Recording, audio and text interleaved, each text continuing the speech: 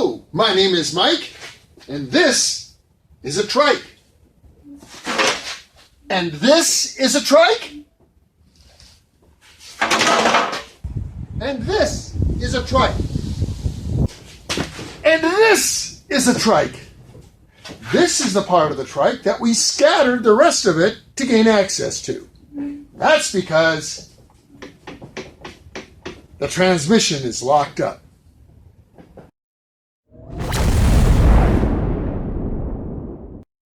Somewhere in a dusty, dirty back alley in western Arizona is an old fart trying to cram a square peg into a round hole.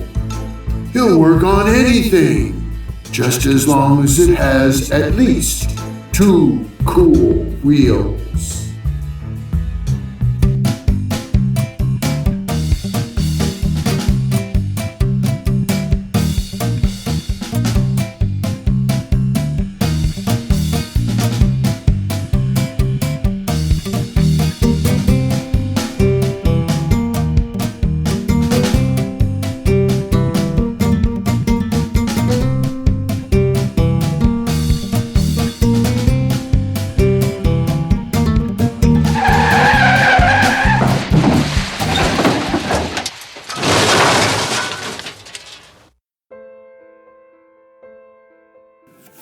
Every year, thousands of people are killed in motorcycle wrecks.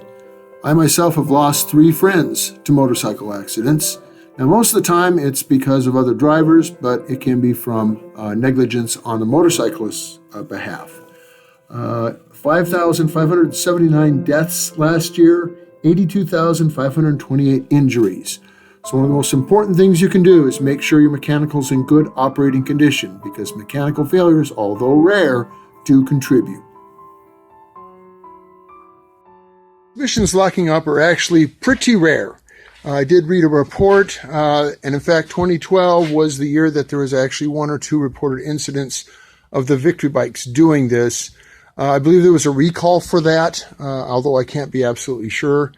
And of course they're no longer in business. And I know that the Excelsior Hendersons, that was an issue with them. And if Excelsior Henderson had remained in business, then that would have also been a recall.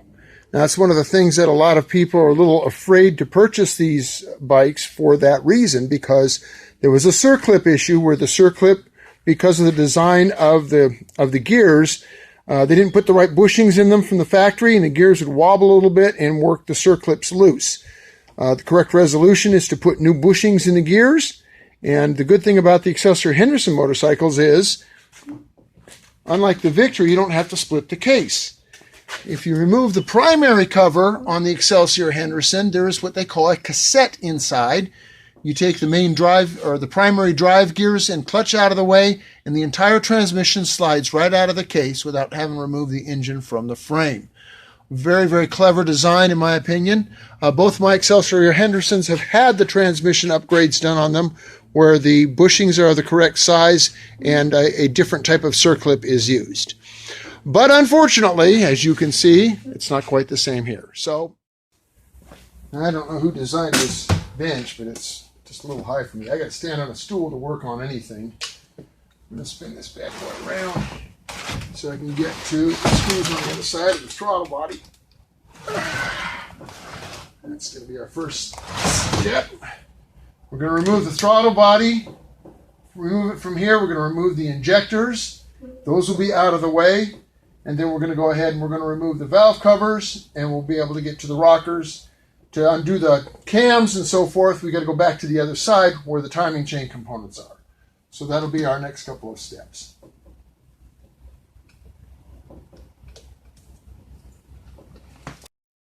Once these hose clamps are loose, then these rubber boots can be removed from the casting on the cylinder heads.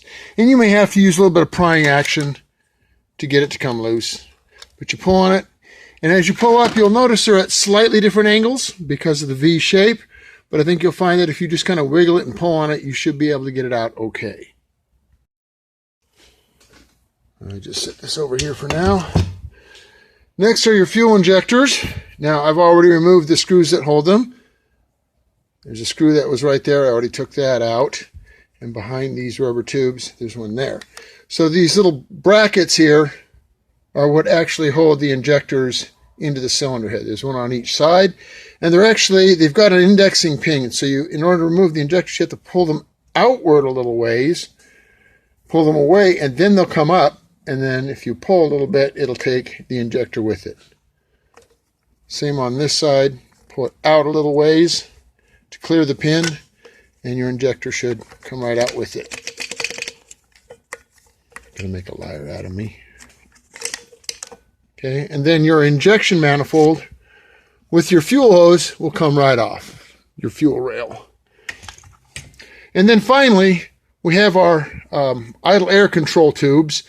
Basically what they do is when your engine is idling, the air is not coming in through the throttle body. Instead, it's being metered and controlled by this, basically it's a stepper motor. The computer is allowing a certain amount of air to come into the intake system through these tubes here. And these they're fairly flexible. We just have to kind of work them through between the heads. So they'll just kind of work their way through, something like that. While you've got it out, you want to take a close look at all these boots, these rubber hoses. Make sure that there's no cracks. If they're cracked, they need to be replaced, because then you're going to start having high idle problems.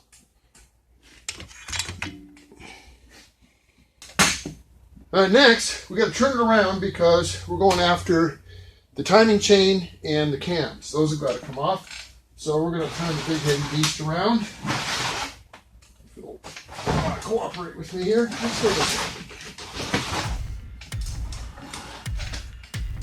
Fortunately, there's enough of an oil leak to lubricate the aluminum surface that it's on so that it rotates much more easily. If it didn't have oil leaking out of it, I would have supplied it some oil.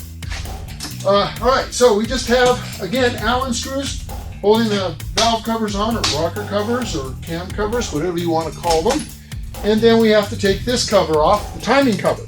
You may call it a cam cover on a Harley. It's actually a timing cover because there's a timing gear in here, and there's a set of timing chains going up to the camshafts at the top. So that's what we're going to take apart next.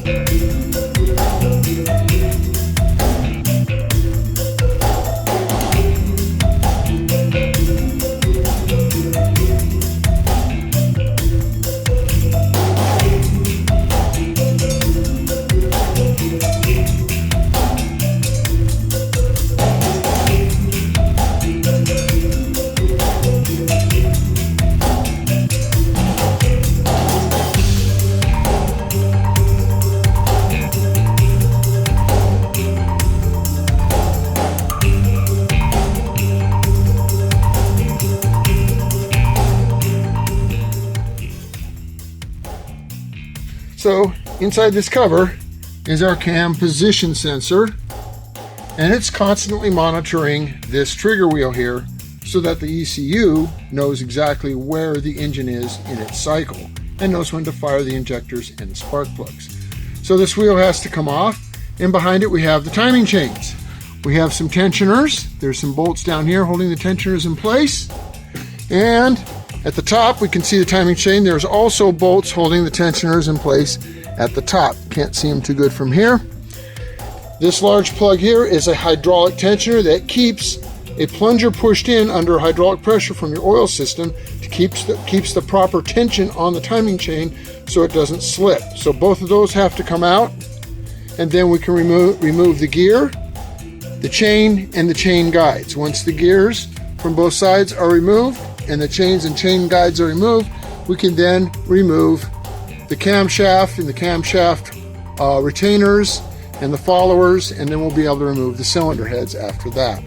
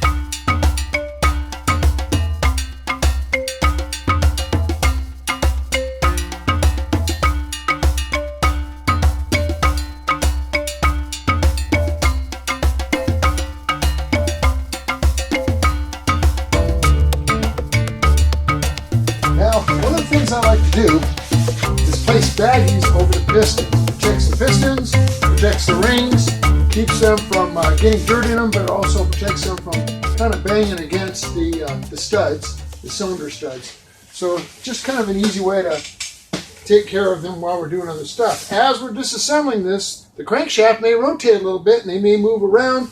And if one of the rings is sticking out of the groove too far, it could snag on something and get broken. So that's just a little way we can kind of prevent some of that damage from taking place. Sometimes it's a bitch maneuvering between these studs though.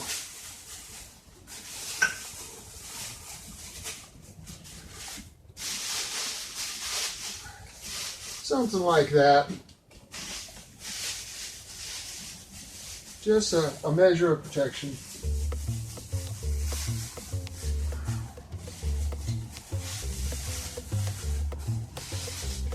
You have to remember, rings are pretty brittle. It doesn't take much to crack or break them. So I want to give them the protection that we can.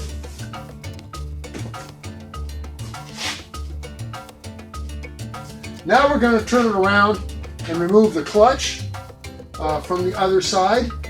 Once we've removed the clutch, we've secured the starter counter shaft into place, removed everything we need from the other side.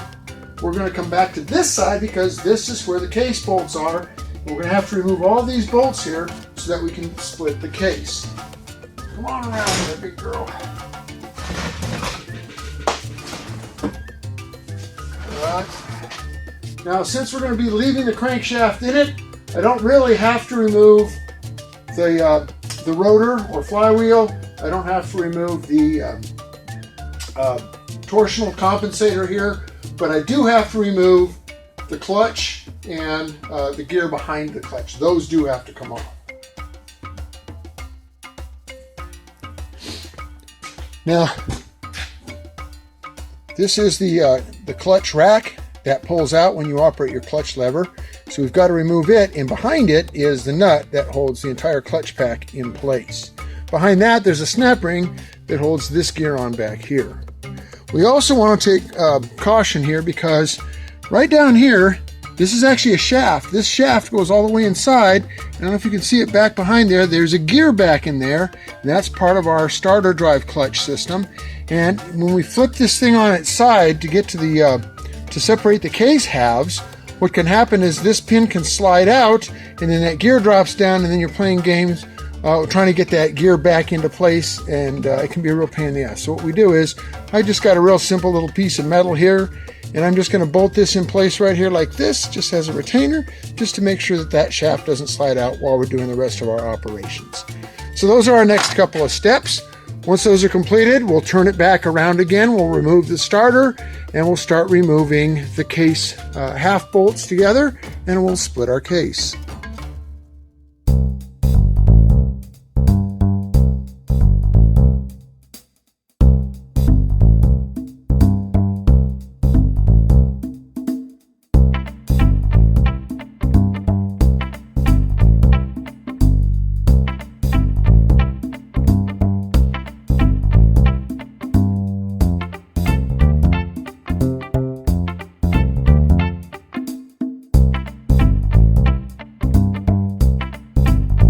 Alright, I have a series of bolts to remove. Two of them hold the starter here, and then I have all these case bolts here. When we remove the case bolts, we try to remove them kind of the reverse of the torquing sequence. Typically when you torque something, you start from the center and work your way out. So we're going to start from the outside and work our way in as we break these loose. They're all the same size nut. And then once we do that, we will separate the case halves.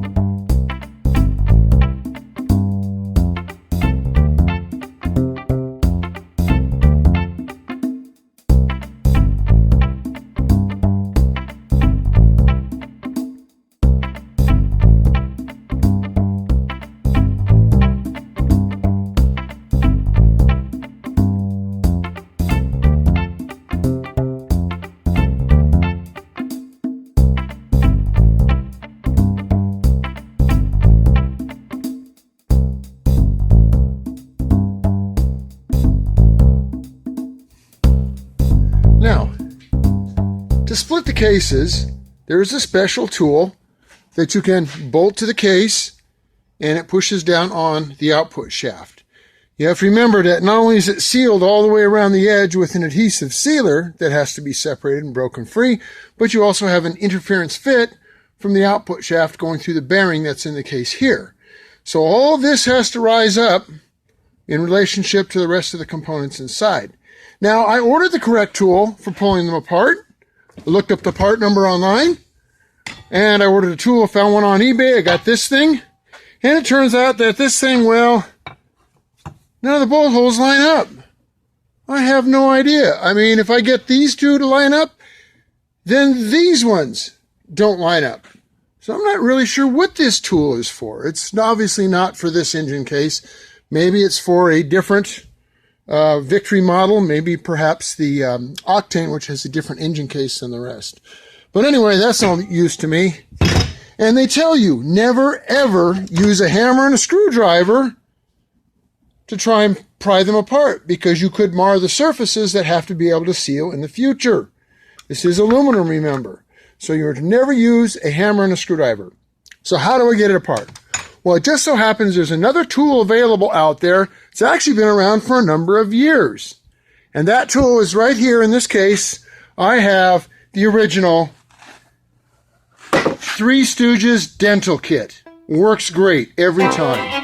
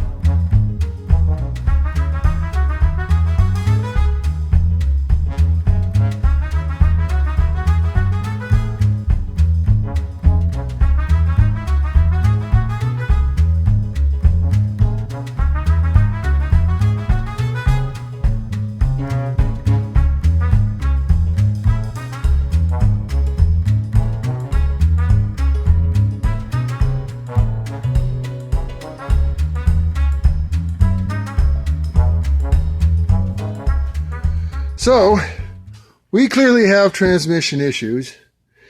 There's some metal debris down in here. Let me grab a magnet. Something has definitely come apart in this poor old thing. So, yeah, we got soup, baby. Chunky soup. Not Campbell's, neither. Looking over here, I see that this ring retainer here is split. It's cracked where it goes onto the shaft. Not sure what caused all these problems, but we definitely got some broken components in this transmission. I also noticed down here, if you look at that gear, let me point to it with a screwdriver, right there, there's an entire tooth broken off down here. So that's toast. So what we'll do is we'll hunt down a gear set. It's going to need that. I don't know what else it might need. I'll pull all this out of here. A lot of times you can find a complete gear set on eBay at a reasonable price. I'm not real sure what caused all his problems to begin with. I know that there was a possibility of a circlip or something coming loose in these, and I'll have to research that a bit more. But anyway, there it is, team. We'll get some parts coming. We'll get it put back together.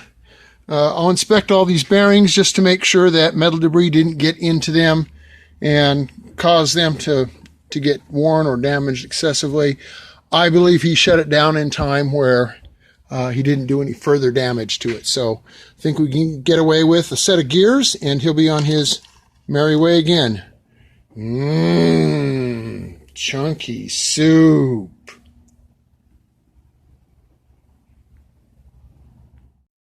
Yeah, it's not looking good. We got all kinds of torn up stuff here.